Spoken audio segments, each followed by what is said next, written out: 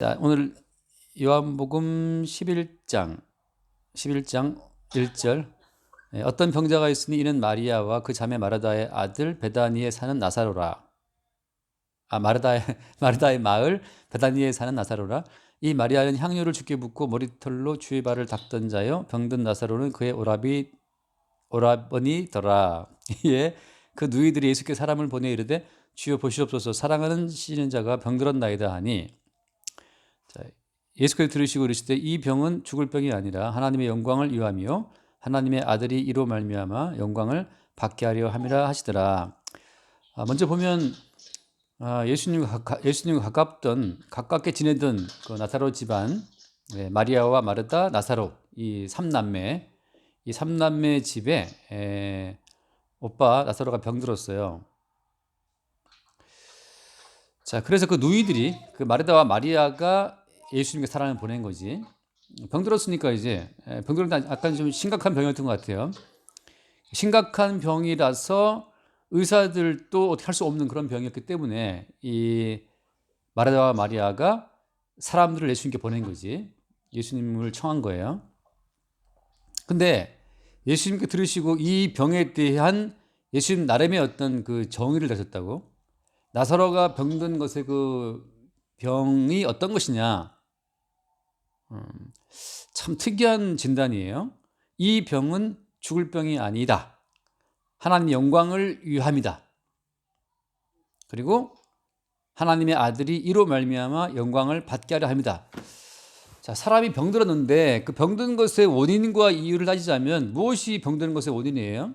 마찬가지지. 근데 지온이가 아프다 그러면 지온이가 아픈 것은 뭐 때문이지? 사람들이 아프다라고 할 때 그 모든 질병 자체를 진단할 때에는 여러 가지 뭐 바이러스든 세균이든 뭐 선천성 유전이든 간에 다양한 원인들이 있단 말이지. 또 어떤 내 아는 분은 또 폐병 걸렸는데 뭐 담배 남편인데 폐병 걸렸어. 근데 이제 그분은 또 뭐 지하에서 한 15년 동안 살았대. 그때면 폐병이 왔다는 거지. 폐를 많이 잘라냈어. 그러니까 사람들이 병을 바라볼 때 여러 가지 이제 의학적인 진단을 갖고 병을 대처하지만 예수님께서 병을 바라보는 관점이 뭐냐? 예수님께서는 하신 말씀이 뭐예요? 이 병은 하나님의 영광을 위함이다라고 하는 거. 하나님의 영광을 위한 병이 있다는 거죠. 이건 그러니까 보편적인 원칙으로 쫙 말할 수 있는 것 중에 하나가 뭐냐면 모든 성도에게 있어서 질병이든 사업의 실패든 혹은 뭐 사업의 성공이든 건강이든 할 거 없어. 모든 성도의 상황 자체는 다 이건 하나님 영광을 위해서 하나님께서 말하자면 기획하신 일이라고 하는 거예요. 이 중간에 예를 들어서 이제 마귀라는 존재는 율법을 동원해서 인간을 정죄하고 그 죄로 말미암아서 온갖 병이 왔다고 하는 것으로 우리의 어떤 시선을 묶어두는 것이 마귀 역할이라고 하는 거지. 원래 옛 언약대로 말하자면 어때요? 옛 언약대로 말하자면 사람이 병든 것은 다 왜 온 거야? 그것은 죄의 결과예요, 죄의 결과. 근데 옛 언약에서는 우리 행함과 우리 죄의 어떤 결과로서 질병이고 고통이고 사망이지만 이게 어떻게 바뀌죠? 새 언약 들어와서는 십자가의 언약, 새 언약에 들어와서는 이게 바뀐단 말이지. 그러니까 새 언약에 들어와서부터는 왜 바뀌는 거예요? 예수님께서 모든 죄의 문제를 해결했기 때문에 이제 죄로 인한 저주, 죄로 인한 질병은 어때? 와서는 안 되는 거지. 왜냐하면 그 모든 그 질병과 사망의 원인이 되는 죄를 예수님이 다 처리를 했기 때문에. 그럼 지금 왜 병이 오고, 지금 왜 삶의 고통이 오고, 실패가 있고, 사망이 오는 거예요, 지금은? 지금은 그 십자가에서 새 언약을 완성하신 예수 그리스도를 나타내고 증거하기 위한 용도로서 벌어지는 모든 질병과 재앙이라고 하는 거예요. 심지어 죽음까지. 그래서 예컨대 사도 바울이 그런 얘기 하잖아요. 빌립보 얼른 읽을게 내가. 잘 보고 있네 지원이가. 말 소리에 반응하나? 빌립보서 1장 21절을 보면은 20절 말씀. 나의 간절한 기대와 소망을 따라 아무 일이든지 부끄러워하지 아니하고. 자, 아무 일이라든지 부끄러워하지 않는다. 그럼 망했으면 부끄러운 건가? 망해가지고 쫓겨났다. 집을 날렸다. 혹은 뭐 저 길거리에 산다. 이 부끄러운 일인가? 아니라는 거죠. 그러니까 나의 간절한 기대와 소망을 따라 아무 일이든지 부끄러워하지 않는다라고 하는 것은 이미 사도 바울의 모든 삶이라고 하는 것은 어때? 이 십자가에서 예수와 함께 이미 끝난 삶이기 때문에, 십자가에서 이미 종결된 삶이기 때문에 지금 벌어지는 모든 일이라고 하는 것은, 그것은 내가 주체가 되어서 부끄럽다, 영광스럽다 그걸 챙길 어떤 그 상황이 아니라는 거죠. 그러니까 새 언약 속에서 성도라고 하는 것은 이미 죽은 자로 취급이 돼요. 그리고 지금 뭐야? 지금은 이미 죽은 자로 취급이 되고, 새 언약 속에서 예수 그리스도의 새 언약을 증거하기 위한 용도로 이게 부르심받은 인생들이기 때문에, 그 안에서는 모든 것이 다 어때? 새 언약의 주인공이신 예수를 증거하는 일의 용도로 쓰인다는 거지. 이게 참 중요한 얘기긴 한데 지금 뭘 알고 온다 지금 지원은. 왜 중요하냐면 내가 주체가 되어 살아가는 인생 할 것 같으면, 그럼 어떻게 돼요? 내가 책임지는 인생이기 때문에 내가 일한 것의 결과에 따라서 어때? 부끄러울 수도 있고 자랑할 수도 있지. 내가 하는 사업이 망했다. 그게 옛 언약 속에서는 어때요? 나의 행위로 말미암아 내 죄로 인해 망했는가를 따질 수 있는 것이지만 어때? 새 언약 속에서는, 새 언약 속에서는 다 날아가 버리고, 이건 내가 벌인 일이 아니고 새 언약의 주인공이신 예수를 증거하기 위한 망함이든지 혹은 뭐 성공이든지 따라온다고 하는 거죠. 그래서 나의 간절한 기대와 소망을 따라 아무래든지 부끄러워하지 않는다라고 하는 것은 이미 내가 주체가 되어 살아가는 인생이 날아갔기 때문에 내가 부끄러워하고 내가 자랑스러워할 그 모든 건 다 사라져 버린 거죠. 그래서 지금과 전과 같이 오늘 담대하여서 살든지 죽든지 내 몸에서 그리스도가 존귀하게 되어야 하려 하나니, 이는 내게 사는 것이 그리스도니 죽는 것도 유익하다. 그러니까 새 언약 속에 들어와서는 어때요? 살든지 죽든지 혹은 심지어 뭐라고 했어요? 죽는 것도 유익하다고 하는 거지. 그러니까 성도의 모든 삶의 양상이라고 하는 것은 새 언약의 주인공이신 예수를 증거하기 위한 용도로 증발된 인생이기 때문에, 망하든지 혹은 흥하든지 혹은 사나 죽으나 그 모든 것들이 다 그리스도의 유익을 위해서 지금 작동하고 있다는 거죠. 작동하고 있다. 뭐까지? 나사로가 병들었나이다. 예수 말씀이 그 병은 죽을 병이 아니야. 그 병은 하나님의 영광을 위한 병이라고 말씀하시면서, 그 병 때문에 어때요? 그 병 때문에 하나님의 아들이 이로 말미암아 영광을 받게 하려 합니다. 이렇게 말씀하시거든. 그러니까 지금 새 언약이 오기 전에 옛 언약 시대에서는, 근데 욥이 병들었다. 욥이 병들었다 할 것 같으면 네가 지금 무슨 하나님께 범죄를 많이 했기 때문에 네 사업이 망한 것이며 네 아이들이 죽은 것이며 병든 것이며, 이게 모든 것을 그러니까 욥의 존재와 욥의 행위에다 원인을 두고 현재 벌어지고 있는 모든 삶의 양상을 평가하는 것이 옛 언약에 속한 어떤 마인드였다면, 새 언약에 들어온 상태에서는 이미 죄와 저주의 모든 근본을 예수님이 십자가의 피로 해결을 한 상태이기 때문에, 이제는 그로 인한 어떤 삶의 양상이 아니라 이제는 새 언약의 주인공이신 예수를 증거하기 위한 용도로서 모든 삶의 양상이 우리 앞에 주어진다고 하는 거죠. 그런 점에서 예수님께서 이 병은 죽을 병이 아니다. 그리고 하나님 영광을 위함이다. 그리고 하나님의 아들이 이로 말미암아 영광을 받게 합니다라고 말씀하시는 거죠. 근데 문제는 뭐냐면, 이렇게 말씀하신 다음에 어떻게 됐어요? 6절 말씀 보면 6절에 나사로가 병들었다함을 들으시고 그 계시던 곳에 이틀을 더 유하시고, 예수님이 시간을 끌었어요. 일부러 시간을 끄는 그것 때문에 어떻게 돼? 나중에 나사로가 죽어버리지. 예수님께서는 그래서 나사로가 분명히 말씀하시기를, 이게 이제 모순되는 말이죠. 왜냐하면 4절 말씀에서는 이 병은 죽을 병이 아니라 이렇게 말씀해 놓고 났는데, 나중에 이틀을 더 지체하는 바람에 나사로가 실제 어떻게 됐어요? 실제로 나사로가 죽어버렸다고. 그러니까 예수님께서 하신 말씀은, 처음에 하신 말씀은 이 병은 안 죽는다 말씀하시고, 나중에 말씀하시기를 나중에 보니까 나사로가 죽어버렸어. 그럼 이것이 지금 실제 죽은 것인데 예수님 말씀은 그럼 틀린 것이 아니에요? 4절에서는 이 병은 죽을 병이 아니라고 말씀해 놓고 나서 이틀 뒤에 나중에 나사로는 죽었어요. 실제 죽어가지고서 무덤에 들어가서 나흘이 지나서 썩었을 때 예수님 하시거든. 자, 다시 말해서 나사로의 육신이 죽어서 무덤에 들어가서 시체가 썩었다라고 하는 그 와중에도 어때? 예수님 앞에서는, 예수님 보시기에는 나사로는 산 거예요, 죽은 거예요? 이게 산 거라고 하는 거지. 산 거라고 하는 거예요. 그러니까 우리가 볼 땐 나사로가 죽었습니다. 무덤에 장사를 지냈습니다. 죽은 지 나흘이 되어서 냄새가 납니다. 이렇게 말하고 있는데 어때? 여전히 예수님 보시기에는, 예수님 앞에서는 다 살아있다는 거지.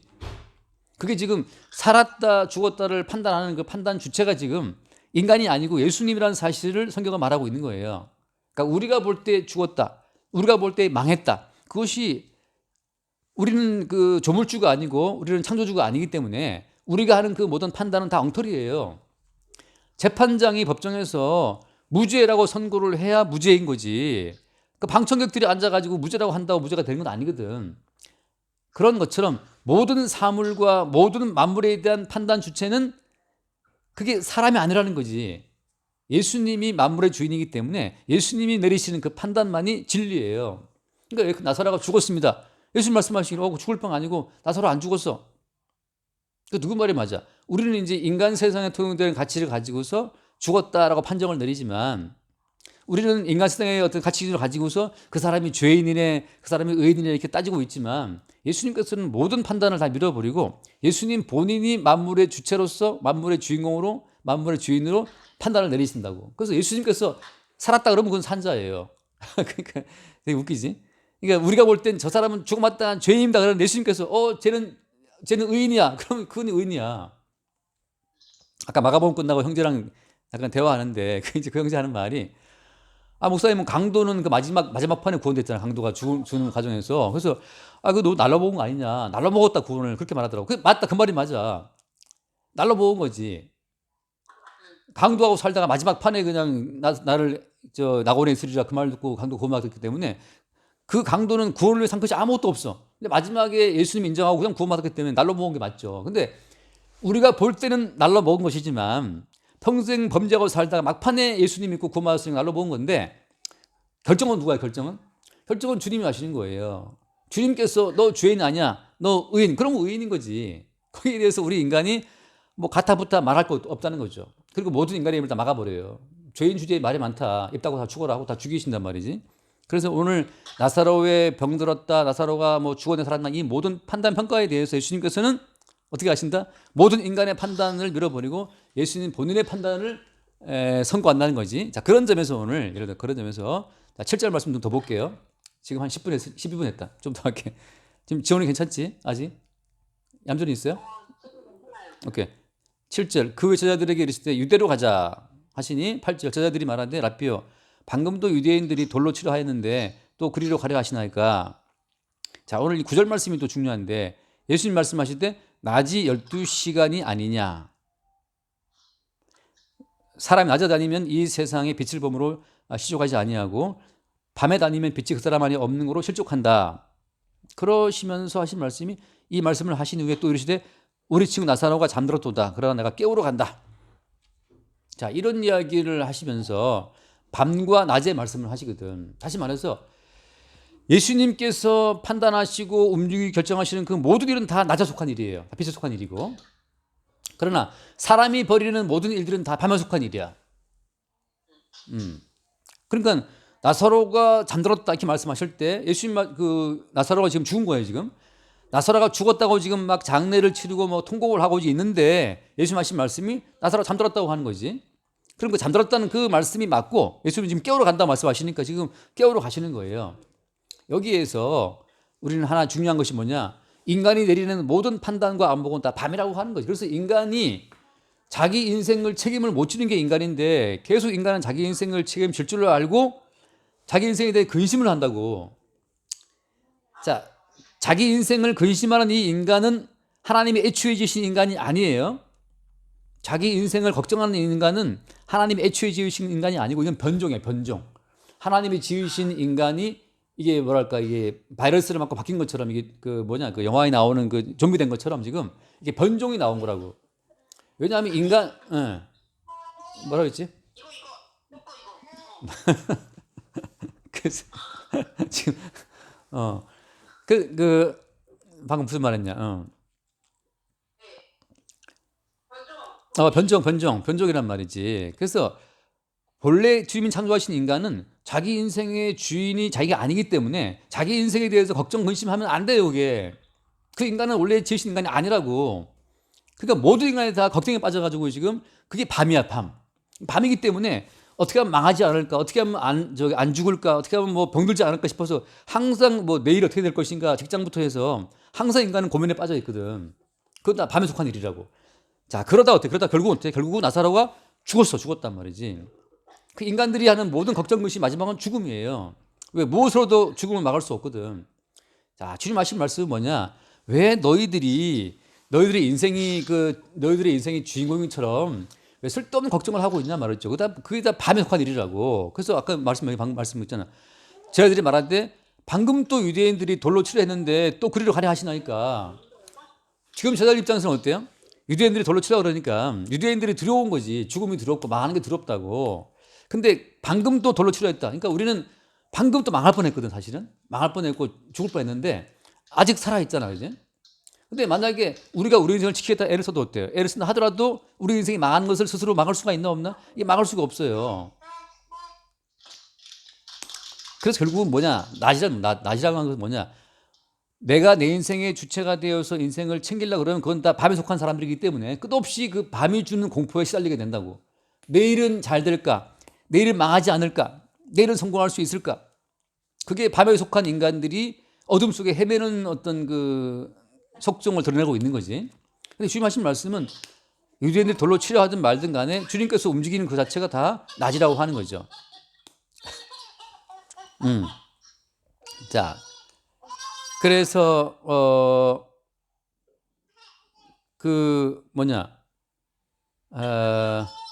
내가 깨우러 간다고 말씀하신 말씀. 나사로가 죽었지만 내가 깨우러 간다는 그 말은 어떤 말이에요? 예수님 앞에서는 죽음이라고 하는 것이 의미가 없어요. 예수님 생명의 주인이기 때문에. 그래서 예수님께서 살라면 사는 것이고 죽으라면 죽는 거라고. 다시 말해서 우리의 삶이라고 하는 것은 주님이 내일이라도 죽이시면 그냥 죽는 거라고.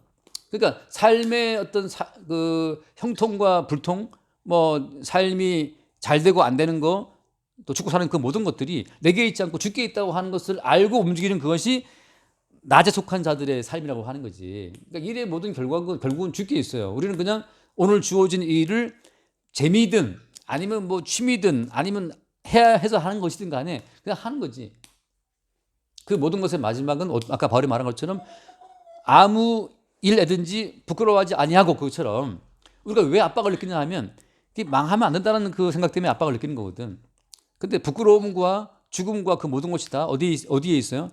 낮에 속한, 빛에 속하신 주께 있다는 것을 말하고 있는 거라고. 그래서 한 번 더 읽고 마칠게. 9절 말씀에 예수님 말씀하시기에 낮이 12시간이 아니냐, 사람이 낮에 다니면 이 세상의 빛을 보므로 실족하지 아니하고 라고 하거든. 그러니까 빛 가운데 있으면, 예수가 빛이기 때문에 빛 가운데 있으면, 다시 말하면 빛 대신 그 주님이 인생을 끌고 가는 것을 우리가 바라보고 있으면 거기에서 뭐가 없다? 넘어짐이 없다고 하는 거죠. 그래서 오늘 그 이야기 결론은 뭐냐? 나사로가 병들었는데 영광을 위해서, 다시 말하면 우리 인생의 모든 그 실패와 고통까지도 어때? 하나님 영광을 위해서 지금 작동되고 있다고 하는 거죠. 새 언약 가운데에서. 그러니까 어차피 우리 인생은 어때? 새 언약의 증인으로 우리가 부름받았기 때문에 이미 우리 인생은 새 언약의 틀 속에 들어와 있다고. 새 언약의 틀 속에 들어와서 새 언약의 주인공이신 예수를 증거하기 위해서 그게 망하든 병들든 죽든 살든 그 모든 게 다 움직이고 있다고 하는 거지. 그러니까 우리 삶의 모든 삶의 양상들이 다 왜 벌어진 일이래요? 새 언약의 주인공이신 예수 그리스도를 증거하기 위해서 나타난 일이라고 하는 거지. 그것을 알고 움직인다면 그것이 빛 가운데서 하는 사람이라고 하는 거예요. 여기까지 합시다. 기도하시고 마칩시다.